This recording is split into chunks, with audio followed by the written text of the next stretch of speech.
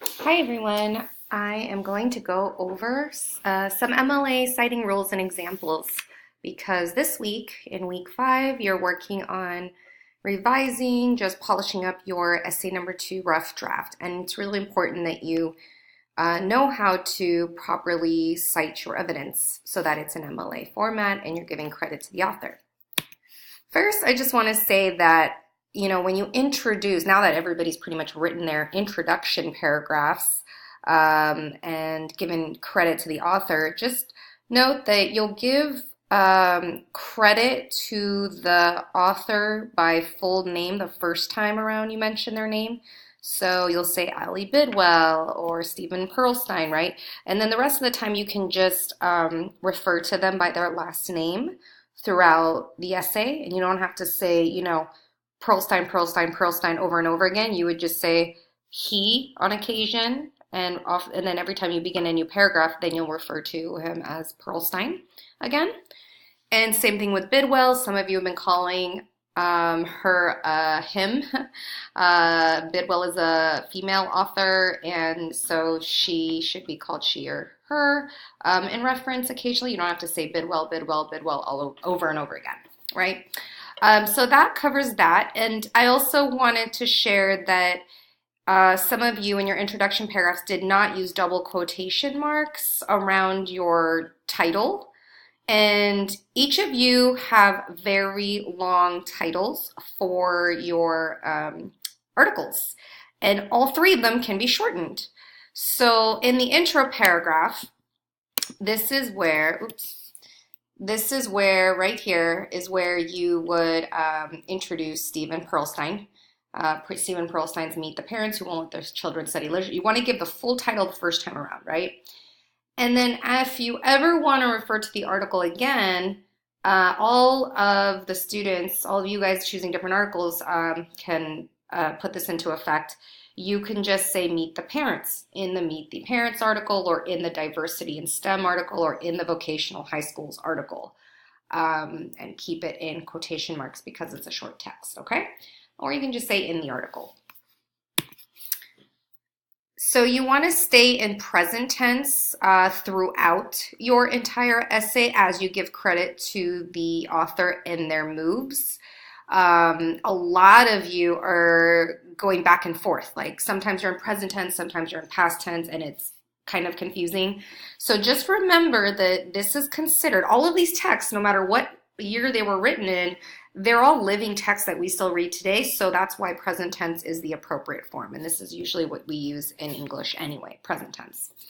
So an example of what I mean by this is a student may have written, overall, Bidwell provided a strong argument about the need for vocational training to be seen as a valid educational career pathway, and she cited very convincing support.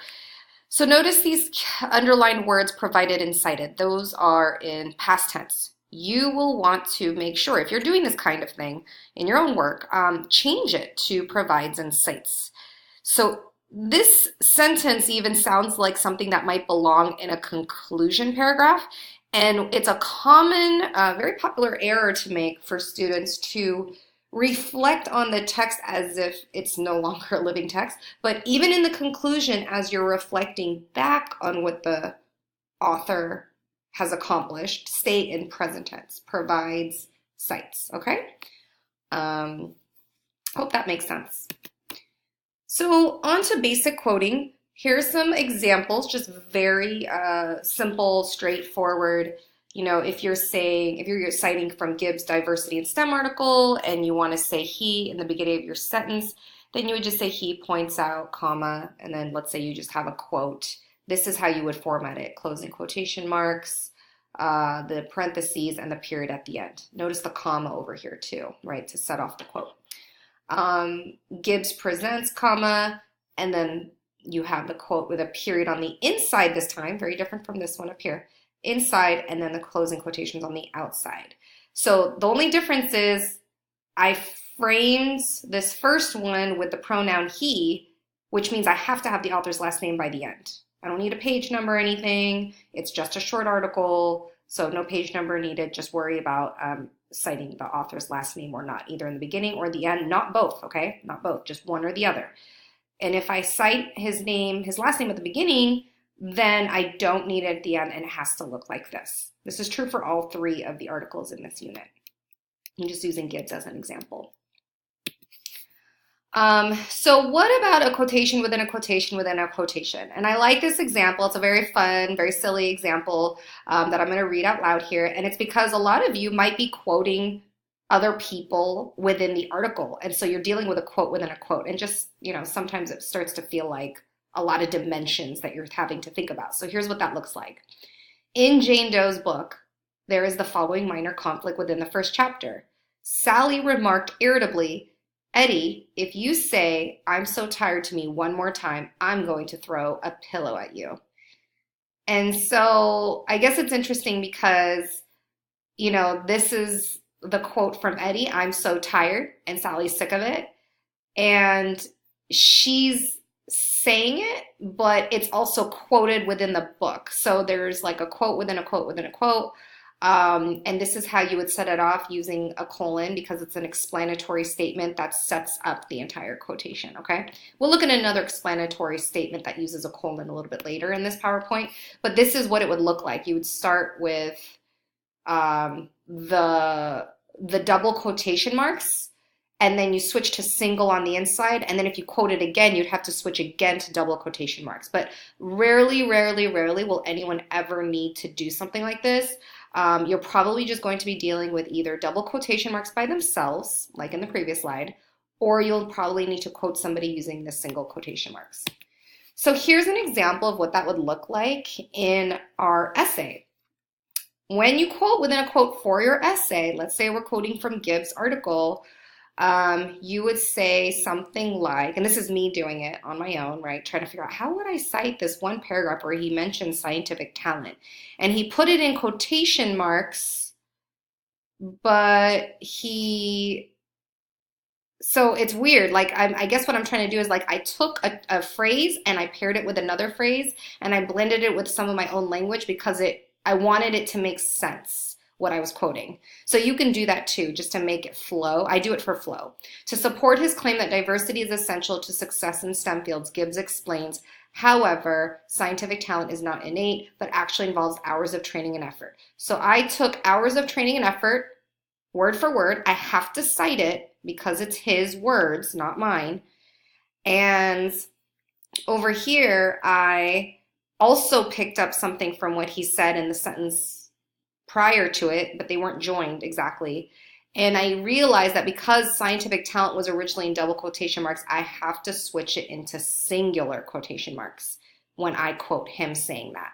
So just keep that in mind. There might be some interesting things you might do with key terms or things that are already in double quotes. Anything that's already in a double quotation mark setup in your article probably means that you're going to have to switch it into single quotation marks and then surround it with double quotation marks after that, okay? So let me know if you have questions about this. I can help.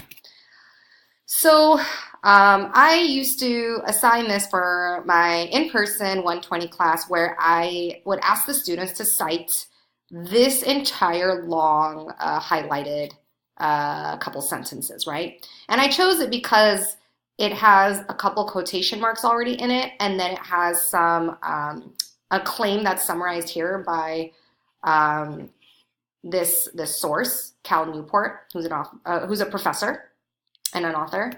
So I took this from Perlstein's article, and it's like, how would that look in a quote?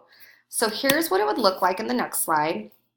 The entire highlighted part in pink would need to be set up with an explanatory statement first. Perlstein summarizes author Cal Newport's stance and cites his opinion. Newport believes that those who chose majors simply to please their parents are more likely to give up or burn out. It's just harder to weather the hard times if you don't have the intrinsic motivation, he said. Notice I used single quotation marks for the part that was in double quotation marks right here.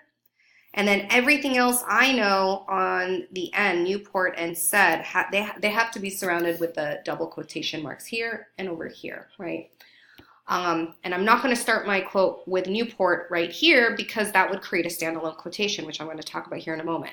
I need to give credit to the author up front. Think about it, right? Like 90% of the time, when we read, we want to know up front who said it. If you start with Newport believes, we don't know if this is coming from another source that you're citing. Of course, you're dealing with just a one source paper right now, and the next paper you're writing for this class is going to be a multiple source paper.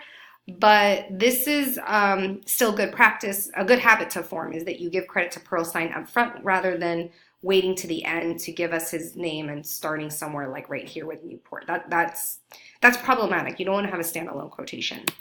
So here's an example of what not to do with the standalone quotation. And if you do this in your paper, you will be marked down a little bit. So just practice what an effective quotation would look like. Don't do this where you say starting a major is not the same as completing it, and you give credit to Pearlstein at the end. You might think you're still citing properly and giving credit, and it looks like it, but that's not really effective. Yeah, you're giving Pearlstein credit at the end, but it's more effective to frame your quotations. So never start a sentence with this double quotation marking right here. Start it like this one right after the blue. It says example and effective revision. He makes a valid point that, and this blends right into this quote very nicely, starting a major is not the same as completing it. And that's by Pearlstein. Blending quotations into your own ideas. I just pulled this from, I used to teach like a student loan debt article. We did like a unit on education and student loan debt. And I think the author's name is Robin Wilson. And so I was showing the class from this very, very long text, which had page numbers, how I would blend my own words with an evidential quote. So feel free to practice that if you're already comfortable with quoting and you want to sort of not do things in a cookie cutter way and you want to blend your ideas with the quote. You can sometimes you can bypass a little bit of the summary and just go straight to analysis, which is really crucial anyway. So even though he presents that the average debt has more than doubled from $9,250 in 1993 to $19,200 in 2003 to 2004, we may want to consider if these numbers have changed since this article was published in 2009. So notice this is a really critical point. And I say we as if like I'm thinking about myself as part of the audience, the readership. And so this lets us know that, I'm reading these numbers like I'm a skeptic. I'm not just going to take this logical data and just be like, all right, I'm in. I bought in. Okay, cool. Now what? These numbers make sense. Great. They meet my common sense. Well, actually, these numbers are kind of not current. Let's think about this for a second. Maybe it's risen since then. I don't know. So that's important that you're you're proving your own critical thoughts and you're showing it on the page, right? And this is a way to blend it. This is my last slide here, and I wanted to just say, if you feel like you want to quote something, another strategy is omitting information and including ellipses. And so from Robin Wilson's student loan debt article, he presents factual information. Notice I'm giving him credit up ahead.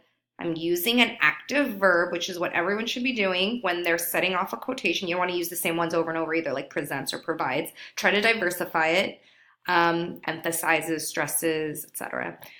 Factual information, I'm showing that I can identify the evidence type. I know what it is. It's not a personal testimony. It's not, expert opinion. This is factual information. In 1993, ... fewer than half of graduating seniors had loans, ... And that lets the reader know that I've omitted some things, right? Like I haven't included the entire factual information. I'm sort of just sharing what I feel is the highlight of what's important. Just be careful how you do that, because otherwise you're manipulating the reader a little bit. So try to be fair-minded when you set up your quotations and think about what you're selecting. I will be looking at how you select your evidence and whether or not you're choosing strong evidence to actually talk about and critically analyze. Don't just choose something that's going to be weak and then it backs you up in a corner. All of a sudden you're like, I don't have anything to say about it. There's nothing interesting to say about this really obvious sentence that I've quoted. So sometimes part of the problem is students need to choose stronger evidence types and figure out how to set that up. So I hope this helps with some things that you might want to think about when citing an MLA style. Again, you don't have to worry about the page number for your essay, and just let me know if you have any questions, but I'll be checking in the rough drafts for how you're doing on the quoting as well. Thank you.